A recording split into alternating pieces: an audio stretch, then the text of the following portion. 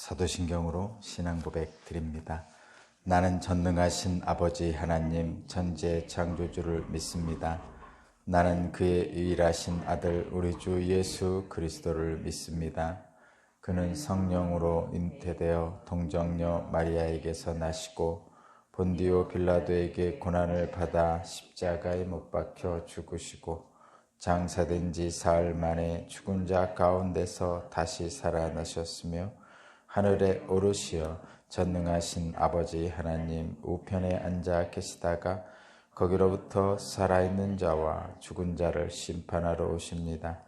나는 성령을 믿으며 거룩한 공교회와 성도의 교제와 죄를 용서받는 것과 몸의 부활과 영생을 믿습니다. 아멘. 찬송가 288장입니다. 288장.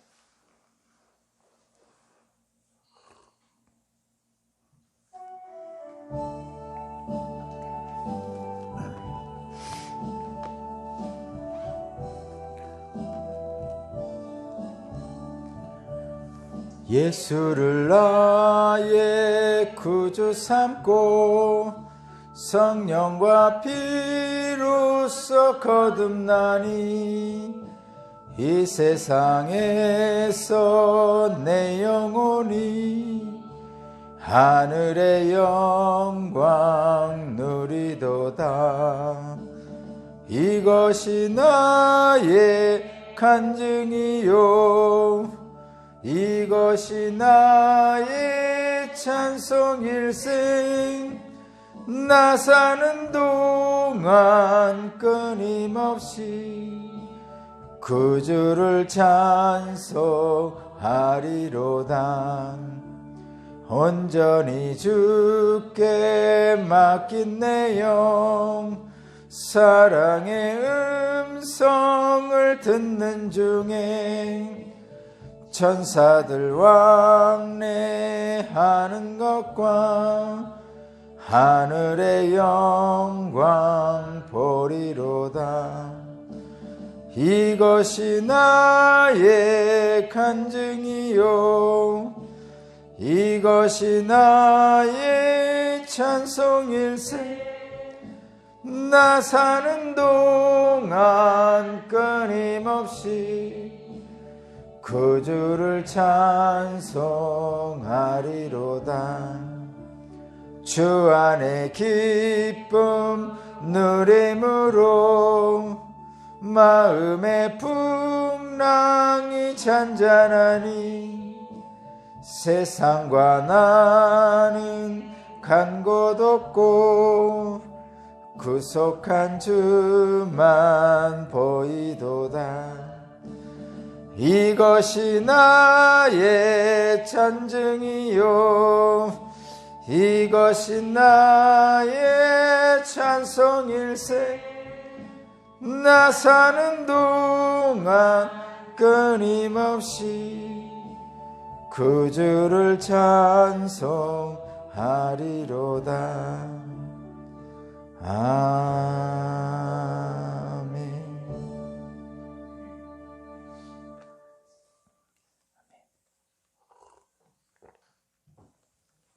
오늘 신 하나님 말씀은 출애굽기 19장 16절에서 25절입니다. 출애굽기 19장 16절에서 25절입니다.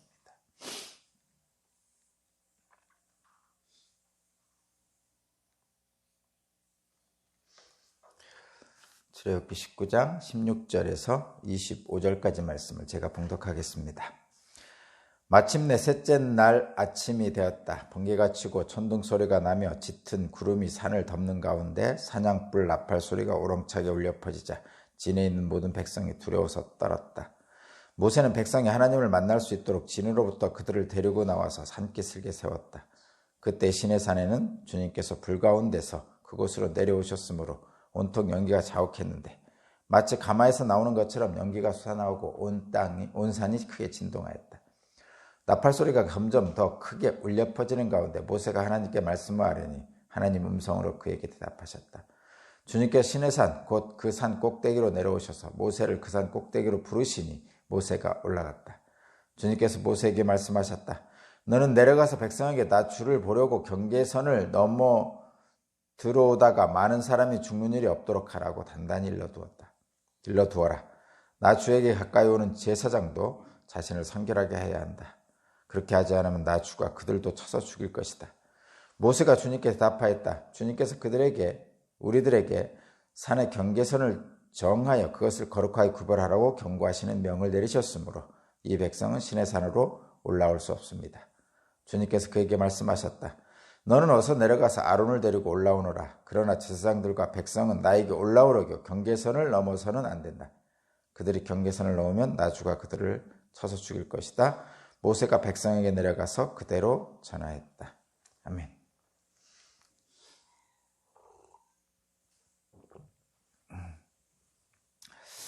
오늘 말씀의 제목은 거룩하게 구별하라.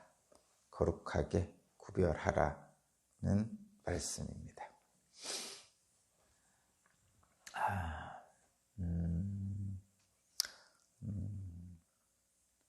드디어 시내산에서 하나님께서 백성들을 만나주시죠. 지나온 과정을 다시 한번 단순하게 돌이키면 하나님께서 고통받는 이스라엘 백성을 아브라함과 이삭과 야곱에게 하신 언약에 따라서 그들을 종에서 자윤으로 애굽에서 가나안 땅으로 이끄시기로 작정을 하시고 그들과 하나님의 관계를 나는 너희 하나님이 되고 너희는 나의 백성이 되리라는 목적을 이루시기 위해서 출애굽을 하게 하셨습니다. 모세를 세우시고 아론을 세우시고 여호수아를 세우셨죠. 그리고 나왔습니다.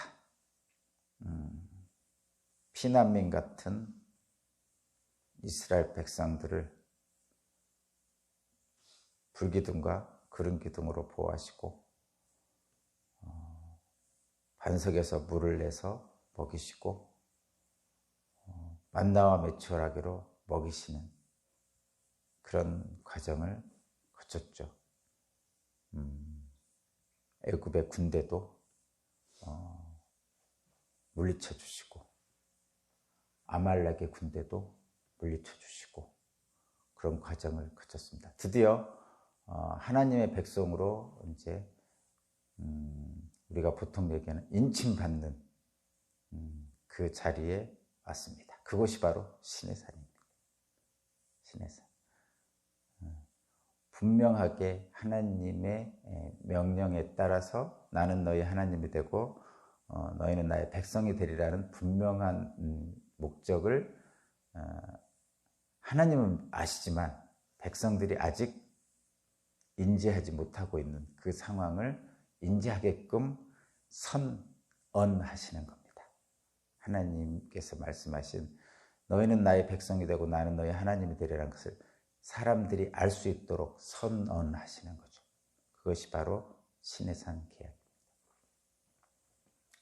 지금 제가 간단하게 말씀드렸지만 엄청난 그 과정이죠, 사실은. 시내산에 도착했는데 여러분도 지나온 과정을 이스라엘 백성들의 그 불평불만과 헤매는 모습들, 당황하는 모습들, 광야에서 어떻게 살지 몰라서 주저하는 당황하는 이스라엘 백성들을 보는 것처럼 사실 저와 여러분도 이 땅에 사는 모든 인간의 처한 모습이 사실은 그런 모습입니다. 그때 하나님께서 분명히 우리에게 언약을 주시는 거죠. 그래서 우리가 알 수 있도록 하시는 거예요. 이 언약이라는 것은 시내산 언약이나 이런 모든 언약은 우리에게 하나님이 선언해 주시는 겁니다. 선언. 너희는 나의 백성이야. 그러니까 나와 함께 가자. 이렇게 선언하시는 거죠. 그 과정이 이제 오늘 시내산의 과정입니다. 모세를 통해서 이스라엘 백성들에게 하나님 말씀을 전해서 이제 하나님을 만나는 과정을 겪게 됩니다. 근데 이 만나는 과정은 어렵죠. 어떤 사람은 어려운 용어로 지난하다 이렇게 표현합니다. 굉장히 어렵다는 의미입니다. 하나님을 만나는 그 길은 어렵습니다. 하나님을 만나는 그 길, 지금 보면은 산에 들어서면 누구든지 죽음을 면할 것이다. 면하지 못할 것이다. 그러니까 하나님이 계신 산과 그러니까 하나님이 계신 산 위와 사람이 있는 산 밑 이렇게 지금 구분되어 있어요. 그리고 그 하나님이 계신 산 위와 산 아래를 경계선이 있다고 이렇게 표현을 합니다. 그리고 그 경계선을 넣으면 누구든지 죽음을 면하지 못할 것이라고 이렇게 표현하고, 그런데 오늘 본문을 보면 이제 하나님을 만나야 될 거 아니에요. 그 만나는 전제 조건으로 뭐냐면 너희는 첫째 날, 둘째 날, 셋째 날을 정해서 셋째 날에 만나 주실 건데 첫째 날, 둘째 날 옷을 깨끗이 빨고, 그 얘기는 이제 몸과 마음을 성결하게 하고 이런 뜻입니다. 그렇게 하고 첫째 날, 둘째 날 몸과 마음을 성결하게 한 후에 셋째 날이 되어서야 비로소 하나님을 뵐 것이다 이렇게 표현하고 있고, 결국 오늘은 셋째 날이 딱 됐습니다. 이제 옷도 빨고 마음가짐도 정결하게 하고, 저와 여러분들이 이제 주일날 딱 되면 이제 옷도 깨끗하게 갈아입고 교회에 오면서 하나님 만나러 가야지 하는 마음가짐 가지고 뭐 성경책도 준비하고 뭐 이렇게 하면서 오는 그런 것과 아주 유사합니다. 지금 오늘 본문에서 여러분들이 교회를 주일날 맞이해서 교회에 오는 준비를 하는 것을 여러분이 잘 생각하시면 이 부분에서 거의 유사하다고 보면 됩니다. 하나님을 만나러 가는 길이에요. 그런데 이제 계속 경고를 하시죠. 경고를 하십니다. 거기 보면 천둥소리, 거의 16절 보니까 천둥소리, 뭐 짙은 구름, 뭐 이런 얘기 막 나오죠. 온통 연기가 자욱했다. 뭐 이것은 그냥 여러분들 그 하나님이 나타나시는 인간들에게 나타나시는 그런 때에 꼭 이런 표현들이 나옵니다. 천둥, 안개가 자욱, 뭐 이런 것들 나오죠. 근데 이거는 여러분들이 그 어떤 신비한 현상이 나타날 때 늘 등장하죠. 이게 이 성경, 이 구약 성경에만 나오는 게 아니라 뭐 우리나라에도 나오죠. 옛날에 하면서 이야기할 때 보면 꼭 나옵니다, 여러분. 자욱한 안개 속에, 뭐 천둥 소리에, 캄캄한 밤에, 뭐 이런 얘기 다 나오잖아요. 왜 이게 똑같을까요? 이게 지금 3,500년, 4,000년 전에 있었던 일들하고 우리나라의 민담 같은 거하고 왜 다 똑같을까요? 인간이 다 똑같아서 그래요. 인간들은 이런 현상을 신비하게 여기죠. 자기들이 잘 겪지 못하는 두려운 현상이라고 느낍니다. 그래서 여러분들이 그냥 두려운 현상이라고 느끼는 그것들을 신의 모습이다 이렇게 상상하는 거예요. 이 모든 인간들이. 그러니까 3,500년 전 인간이나 저쪽 유럽의 인간이나 이쪽 이스라엘 팔레스타인 지역 인간이나 미국의 인간이나 저와 여러분의 여기 인간들은 다 똑같습니다. 그런 면에서 그 두려운 현상들, 그것은 신의 현상이다 이렇게 생각을 하는 거죠. 그리고 하나님이 인간을 만나는 방법은 어떻게 해야 돼요? 하나님의 본래의 모습으로 만날 수 있나 인간을 못 만나죠. 하나님의 본래의 모습이 아니라 인간들이 볼 수 있는 모습으로 오시는 거죠. 당연한 거 아니에요? 눈높이란 말이에요. 그러니까 어린아이 초등학교 1학년 애하고는 어떻게 대화를 나눠야 되냐면 초등학교 1학년의 언어 수준, 그거를 가지고 대화를 해야 되는 거예요. 그죠? 대학 교수의 그 전문 용어를 사용해서 초등학교 1학년하고 대화할 수 있나요? 못해요. 근데 대학 교수들도 초등학교 1학년하고는 대화할 수 있어요. 어떻게? 초등학교 1학년의 언어 수준을 가지고 대화하면 됩니다. 근데 마음은 똑같죠. 초등학교 1학년이나 대학 교수나 사실은 마음은 똑같습니다. 그 마음을 나누기 위해서 대학 교수는 대학 교수의 전문 용어를 쓰고 초등학교 1학년은 초등학교 1학년 수준의 용어를 쓰면 대화가 안 통하죠. 마음은 같은데 서로 좋아하고 재밌게 놀고 싶고 뭐 이런 것들은 똑같은데 각자의 언어만 사용하면 서로 마음을 나눌 수가 없습니다. 그것이 바벨탑이죠. 서로 각자의 언어만 얘기하면 혼잡해서 서로 마음을 나눌 수 없습니다. 서로 사랑하는데 좋아하는데 대학 교수인 할아버지하고 3살짜리 손주하고 서로 좋아합니다. 근데 각자 자기 말만 하면 대학 교수인 할아버지는 전문 용어만 쓰고 3살짜리는 3살짜리 언어 용어만 쓰면 둘은 마음은 서로 사랑하는데 대화할 수가 없어요. 그럼 어떻게 해야 돼요? 3살짜리가 대학 교수인 할아버지 따라가야 돼요? 못 따라간다니까요. 그는. 대학 교수인 할아버지가 3살짜리의 눈높이에 맞춰야 되죠. 지금 그렇게 하시는 거예요. 지금 하나님이 인간들의 수준으로 낮춰서 만나러 오십니다. 그 인간들은 어떻게 생각하느냐? 천둥소리, 자욱한 안개, 저 산꼭대기 위 하나님이 거기 계실 거라고 상상을 하는 거죠. 그러니까 하나님은 그렇게 나타나시는 거예요. 그러면 지금 하나님은 어떻게 나타나실까요? 저와 여러분에게. 우리들 수준에 맞춰서 나타납니다. 여러분 각자의 수준에 맞춰서 하나님이 나타나실 거예요. 왜 그렇죠? 그렇게 안 나타나면 여러분들은 하나님을 못 알아봐요. 그래서 이렇게 잘 하나님을 어떻게 만났다 이렇게 말씀하시는 사람들 이렇게 이야기를 들어보면 그분의 그 신앙 수준을 볼 수가 있습니다. 3살짜리 신앙 수준을 가진 분은 3살짜리의 그 만나는 그 수준을 얘기하고 초등학생 수준의 신앙 수준은 그 수준에서 만나는 얘기를 하고요. 대학생은 대학생 수준에서 만나는 얘기하고 이제 모세처럼 80세가 넘은 정말 그 온유한 신앙인들은 80세가 넘은 온유한 신앙인의 모습에서 나타나는 하나님을 만납니다. 그러니까 그 말하는 하나님을 어떻게 만났다라고 말하는 것을 보면 그 사람의 그 신앙의 성숙도를 볼 수가 있는 거죠. 그렇게 하나님은 다 만나주셔요. 실제로. 뭐 신앙이 엄청나게 성숙한 사람만 하나님이 만나주시느냐? 그렇지 않습니다. 어린아이 신앙을 가지고 있는 신앙인도 하나님은 만나주시는 거예요. 골고루 내리는 빗줄기라니까요. 어쨌든 만나주시는데 여기 이제 상징적인 거예요. 지금 이스라엘 백성들이 아직 어리다고 그랬잖아요. 이제 출애굽한 지 석 달 됐단 말이에요. 그러니까 종살이를 평생 했는데 출애굽한 지 이제 석 달 돼서 물론 많은 경험을 했어요. 하나님 경험을 했지만 아직도 어린 신앙을 가지고 있는 사람들. 그러니까 어린 신앙에 맞춰서 만나주시는 거죠. 그러면서 이제 말씀하시는 거예요. 너희들이 그 산 꼭대기 경계선에 넘으면 너희들은 죽을 거야. 심지어는 뭐라고 하죠? 내가 쳐 죽일 거야 이렇게 표현하죠. 24절에 봐. 신막 번. 너희들이 경계선을 넘으면 나 주가 그들을 쳐서 죽일 것이다. 이렇게 막 이게 뭐죠? 엄포를 놓는 거죠.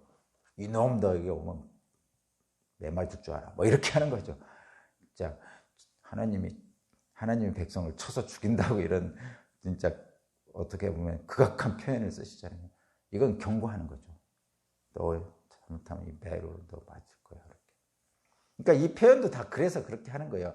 그러니까 이 당시 인간들의 수준에 맞춰서 하는 거예요. 쳐서 죽일 것이다. 굉장히 그 사람들 마음에 움찔하게 만들잖아. 요 당시 인간들 특히. 근데 성숙한 신앙인들은 쳐서 죽일 것이다 그러면 웃죠. 웃는다는 얘기는 하나님 없신다는 얘기가 아니라 하나님이 또 어린아이한테 그러니까 이런 거죠. 3살짜리가 이제 요 당시 그 이스라엘 백성의 3살짜리한테 이런 거, 너 이놈 너 잘못해 쳐서 죽일 거야 이렇게 표현한다는 얘기를 3살짜리 너 이 매 이걸 너 맞을 거야 이렇게 하면 옆에 있던 엄마가 징긋이 웃죠. 왜? 안 때릴 줄 알거든. 아니, 아빠가 이렇게 막 하면 옆에 있는 엄마가 설거지도 엄마가 이렇게 쳐다보면서 싱긋 웃죠. 그거예요. 그거 다른 거 아니에요. 이 쳐서 죽일 것이다에 대해서 그 이스라엘 백성들을 경고하는 말씀이지만 그러나 우리 저와 여러분들은 그러니까 예수 그리스도를 믿는 믿음으로 지금 지금 예수님의 그 그리스도의 옷을 입은 사람들은 이 표현에 대해서 그렇게 생각할 필요 없다는 얘기죠. 그러니까 이 표현에 고통받지 말라는 얘기예요. 뭐 진멸하라 이런 표현도 있고 뭐 엄청난 표현들 있잖아요. 그런 의미를 엄마가 뒤에서 설거지하다가 찡긋하고 미소 짓는 모습으로 봐야 되죠. 우리들은 여기에 공포감을 느끼면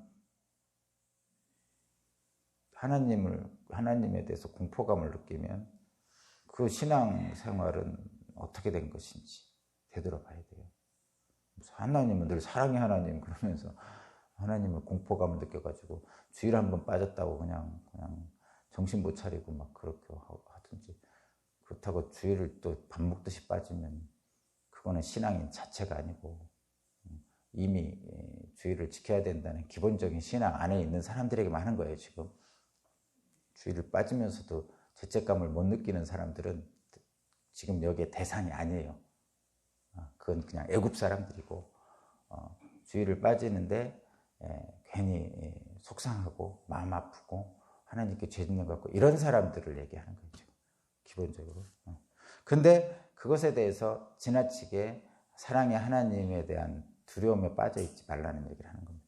그래서 경계선을 만들어 놓고 심지어는 누구까지 얘기하냐, 22절 나 주에게 가까이 다가온 제사장도 자신을 청결하게 해야 돼. 예외가 없다는 얘기죠. 그럼 아론 모세는 들어가지 않습니까? 모세 제사장 아니죠. 지금 목사 아니란 얘기예요. 제사장은 지금으로 얘기하면 목사거든요. 그러니까 제사장도 성결하게 해야 되죠. 당연히 목사 성결하게 해야죠. 목사 할아비라도 성결하게 해야 됩니다. 하나님 만나는데. 그리고 하나님 만나는 건 누구도 예외가 없어요. 여기서 모세를 자꾸 자기를 모세라고 생각하는 사람이 혹시 있으면 큰일 나는 일이죠. 모세는 예전에도 없었고 지금에도 없었고 누구와 비교되죠? 신약성경에? 예수님하고 비교되는. 그럼 자기가 모세의 수준이다 이렇게 얘기하는 사람은 내가 예수다 이렇게 얘기하는 불경을 범하는 거하고 비슷한 거예요. 그러니까 모든 사람 예외 없이 다 성결하게 해야 됩니다. 성결하다는 것은 다시 거룩하다는 뜻이죠. 모세가 모세가 똘기나무 아래에서 처음에 그 하나님을 만났을 때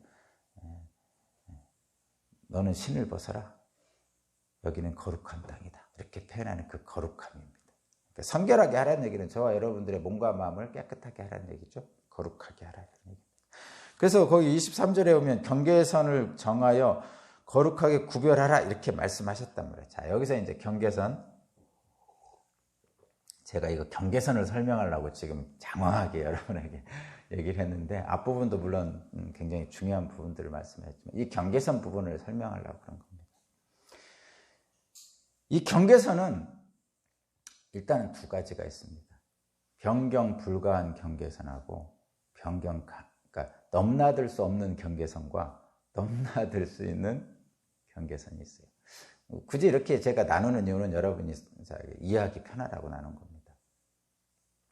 당연히 경계선을 설정한 분도 하나님이고 넘을 수 없는 경계선을 만드신 분도 하나님이고 넘을 수 있는 경계선을 만드신 분도 하나님입니다. 당연하죠.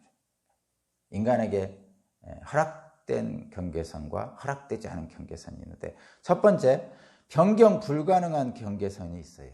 이것은 뭐냐면 하나님과 인간의 근원적인 차이예요. 여러분도 아시죠? 근원적인 차이가 뭐예요? 창조주와 피조물이죠. 창조주와 피조물은 이건 바뀔 수가 없는 거예요. 인간이 아무리 창조주 흉내를 내고 싶어도 절대 바꿀 수 없는 거예요.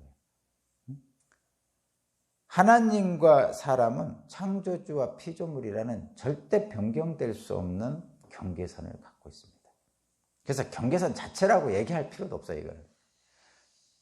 그래서 여러분 잘 보세요. 이 경계선을 허물려고 하는 자가 있었죠. 천사장. 그래서 결국은 하나님 자리에 가려고 했던 천사장, 사탄이 된 거죠. 그래서 기독교에서 가장 큰 죄의 근원이 뭐예요? 교만이라고 그러죠. 교만이 바로 이 경계선을 허무는 거예요.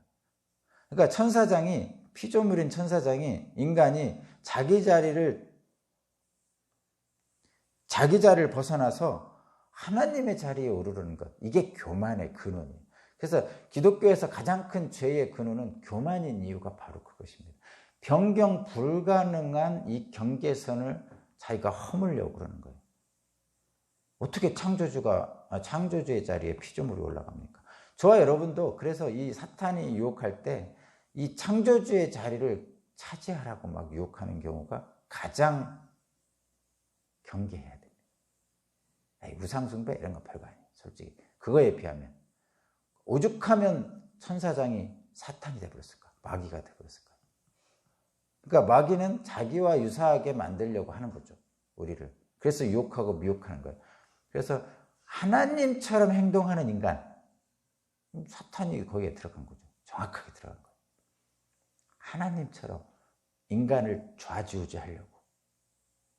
자기는 창조주고 다른 사람들은 피조물인 것처럼 다른 사람들을 마구 자기 뜻대로 하려고 하는 사람들.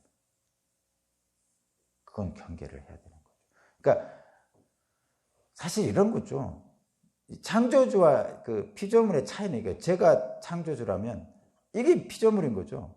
그러면 저는 이것을 사실은 쓰기 싫어서 버릴 수도 있고 깨버릴 수도 있고 쓸 수도 있고, 이것이 하나님의 주권이에요. 그러니까 창조주, 내가 이거의 주인이잖아요. 그러니까 이거 내 마음대로 할 수 있어요. 깨버릴 수도 있고 그냥 쓸 수도 있고 뭐 오물을 담을 수도 있고, 이것을 하나님의 주권이라고 그러는 거예요. 저는 이거 할 수 있는 거 아니에요?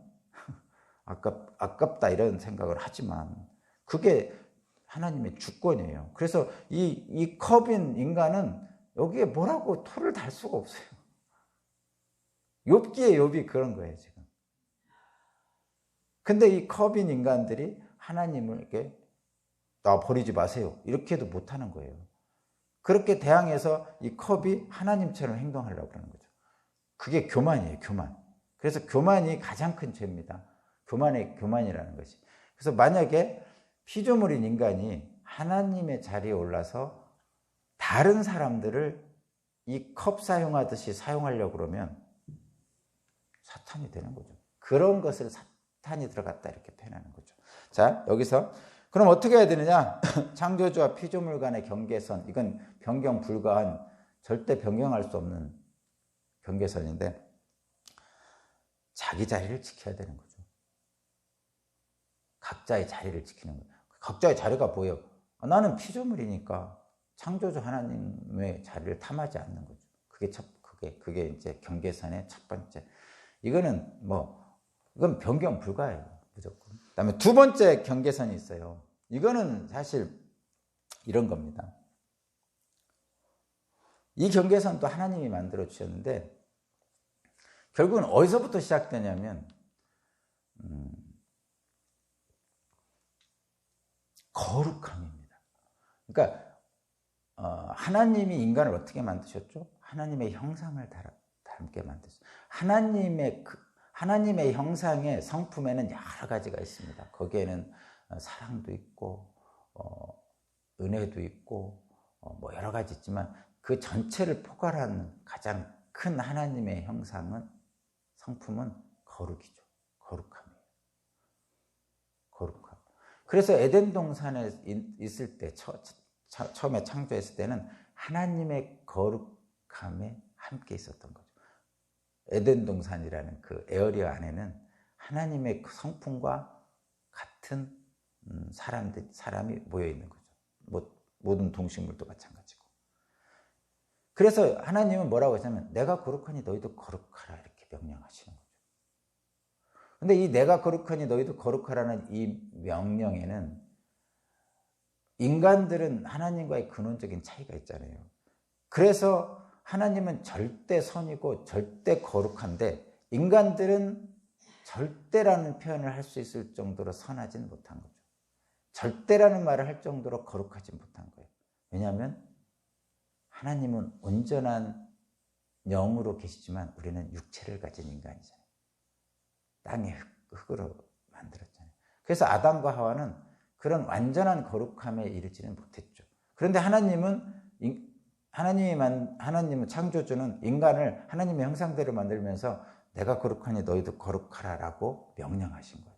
그래서 그 명령을 거룩하도록 만들기 위해서 창조한 것이 에덴이고, 다른 곳으로 이탈하지 못하도록 말씀하신 것이 바로 선악을 알게 하는 나무의 금지 명령입니다.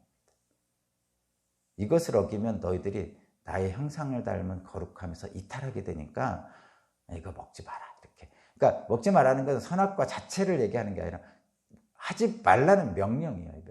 하지 말아야, 너희 그것은 하지 말라라는 이 명령 자체, 무엇을 금지하고 이런 거기에 뭐 구체적인 어떤 게 중요한 게 아니야. 그냥 하나님이 하지 말라고 하셨어, 이게 중요한 거예요. 그냥 하지 말라고 하셨어. 근데 그 하지 말라고 하셨어를 어기는 거죠. 그러니까 선악을 알게 하는 나무 열매를 먹는다는 것 자체는 하나님이 하지 말라고 하셨어, 근데 그것을 어기는 거예요. 그러니까 내가 거룩하니 너희도 거룩하게 만들시는 하나님의 뜻이 거기서 어그러지는 거죠. 인간이 그렇게. 그래서 인간은 어떻게 하죠? 뭐 쫓겨나는 거죠. 그래서 어떻게 나눠지죠? 하나님과 죄인으로 나눠집니다. 하나님의 명령을 어기는 순간 하나님과 등을 진 거 아니에요. 하나님의 그 보호 아래 에어리어 안에서 에덴 동산에서 살게 했는데, 하나님, 나는 더 이상 하나님의 말씀 안 듣겠어, 이런 거잖아요. 그러면 나가는 거죠. 그래서 나갔어요. 하나님은 추방했다고 그러죠. 타락한 인간, 죄인의 인간을 에덴에서 추방하셨다고 그러는데, 실제로는 인간이 하나님의 낯을 피해서 도망 나온 거죠. 도망 나온 거예요. 도망 나왔단 말이에요. 도망 나와서 내 뜻대로 한번 살아보겠다고 나와 보니 뭐 에덴 동산과는 전혀 다른 황량한 벌판에 놓여진 자신을 발견하게 되는 거죠. 그것이 우리들의 현재의 그 나그네라는 거예요. 그러니까 본향은 하늘이고 우리는 이 땅에 나그네로 왔다 할 때, 그 나그네가 이 세상의 황량한 세상. 어떻게 살아야 됩니까? 그럼 어떻게든 살아야 될 거 아니에요. 예전에는 하나님이 다 해주셨는데 이제는 내 마음대로 살아야 되잖아요. 내 마음대로 산다고 나왔으니까. 그럼 내가 다 만들어줘. 내 필요한 걸 다 공급해. 근데 내 필요한 걸 공급하려다 보니까 황량한 세상에서 어떻게 해요? 주변을 돌아볼 여력이 없어요. 자기 혼자 살기도 바빠요. 그것이 지금 현재 우리들의 모습이죠. 그런 거예요, 지금. 답답하죠? 근데 하나님은 우리를 사랑하시죠. 그래서 끝까지 찾아오십니다. 하나님의 낯을 피해서 숨은 아담과 하와를 하나님은 아담아 어디 있느냐고 찾아오시는 거예요. 지금도 우리를 찾아오시는 거예요. 그러면서 뭐라냐면 내가 거룩하니 너희도 거룩하라는 것을 회복시키시려고 애를 쓰시는 거죠. 지금. 그래서 지금 이런 장면이 있는 겁니다. 그래서 하나님과 죄인이라는 이 두 개의, 하나님과 죄인이라는 경계선이 만들어진 거예요. 그래서 그 경계선이 만들어진 거죠. 결국 하나님이 만드신 건 아니죠. 결국 인간이 만들어 놓은 거예요. 하나님과 죄인이라는 경계선. 그런데 하나님은 그 경계선을, 일단 인간들이 만들어 놓은 경계선이기 때문에 이 경계선을 넘으면 죽죠. 그래서 인간들은 하나님의 낯을 피해서 숨었다니까요. 계속 나무 뒤에 숨고. 근데 하나님은 계속 찾아오시는 거예요. 근데 인간들이 그 죄를 지은 타락한 인간은 선하신 하나님, 거룩한 하나님을 만나면, 왜 제가 거듭 표현하잖아요. 교통신호를 위반한 사람은 앞에 경찰복 입은 사람만 봐도 가슴이 뜨끔하는 거예요. 이거 똑같이 거룩한 하나님을 만나는 타락한 죄인인 인간은 그 스스로가 견딜 수가 없는 거예요. 그래서 죽는 거죠. 그래서 하나님은 이게 못 올라오게 하시잖아요. 지금 계속 올라오지 마라. 제사장조차도 성결하지 않으면 올라오지 마라. 막 그러시는 거예요. 그 이유는 뭐냐면 올라오면 너희들 죽어, 이 얘기예요. 올라오면 내가 쳐 죽일 거야. 표현을 이렇게 하고 있지만 죄인인 사람이 선하신 하나님을 보는 것 자체가 죽게 되는 거죠. 그래서 이사야가 천상회의에 딱 올라가서 그랬잖아요. 내가 이제 죽게 되었구나. 이 죄인인 내가 하나님을 봤으니 이제 나는 죽었구나. 그렇게 하는 거죠. 그게 그런 이유가 다 그런 거예요. 여기도 마찬가지란 말이에요. 그러면 이 경계선에서 하나님이 인간에게 이 경계선을 넘을 수 있는 기회를 주십니다. 그게 은혜고 그게 구원이에요. 그게 구원이에요. 경계선을 어떻게 넘어야 돼요? 하나님의 명령을 어기고 내 마음대로 살겠다고 하나님을 등지고 온 거잖아요. 다시 하나님을 향해 돌아서서 내가 거룩함이 너희도 거룩하라는 그 거룩함에 다가가면 되는 거죠. 그러면 그 인간 스스로 만들어 놓은 이 경계선을 넘어갈 수 있는 거죠. 그 경계선을 넘어가는 것을 구원이라고 그러는 거예요. 소위 말해서.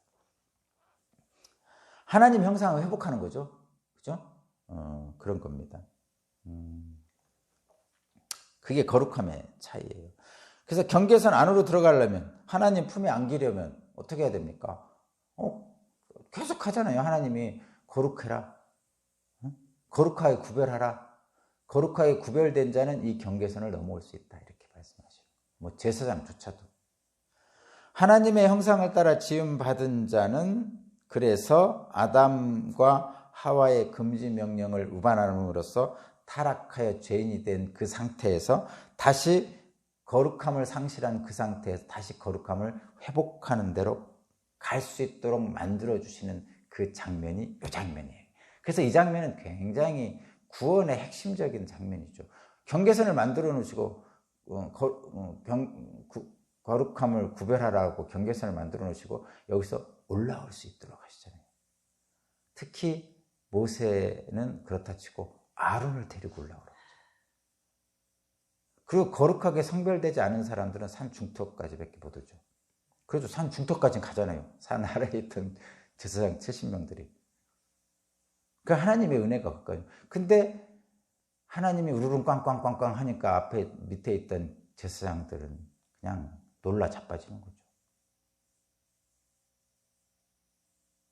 아직까지 하나님의 거룩함에 대한 그 인지를 못하고 있는 거죠. 근데 여러분, 자, 여기서 끝입니다. 결론입니다. 그러면 그 경계선이라는 게 담이잖아요. 그 경계선을 허무신 분이 있는데 그게 누구냐? 예수님이죠. 예수 그리스도께서 하나님과 인간의 이 경계선을 허무셨어요. 어디서? 십자가의 제물로 어린 양으로 바쳐주심으로써 하나님과 인간의 경계선을 허물었죠. 그래서 성소의 휘장이 위에서부터 아래로 찢어지면서 아무도 못 들어갔던 그곳에 이제는 누구나 들어갈 수 있는 거예요. 모든 사람이. 제사장 아니어도.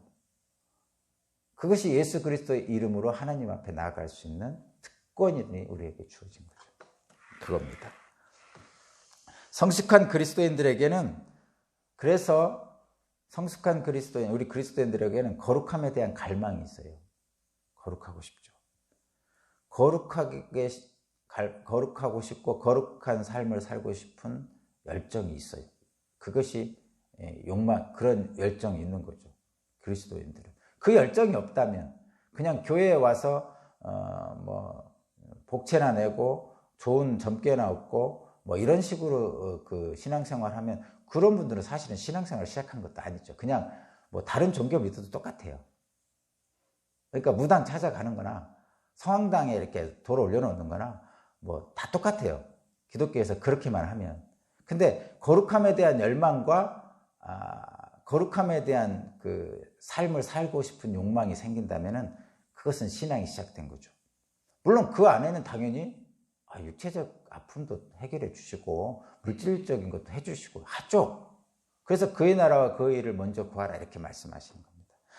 그런데 그런 거룩함에 대한 삶에 대한 열정이 있는데 이 죄악으로 가득 찬 이 세상에서 거룩한 열정을 품고 산다는 것이 이게 보통 일이 아닙니다. 쉬운 일이 아니에요. 사람들이 막 조롱을 하죠. 조롱을 하죠. 바보냐. 그렇죠. 그래서 심수한 추기경이 바보 추기경이잖아요. 옛날에 노아 때 노아가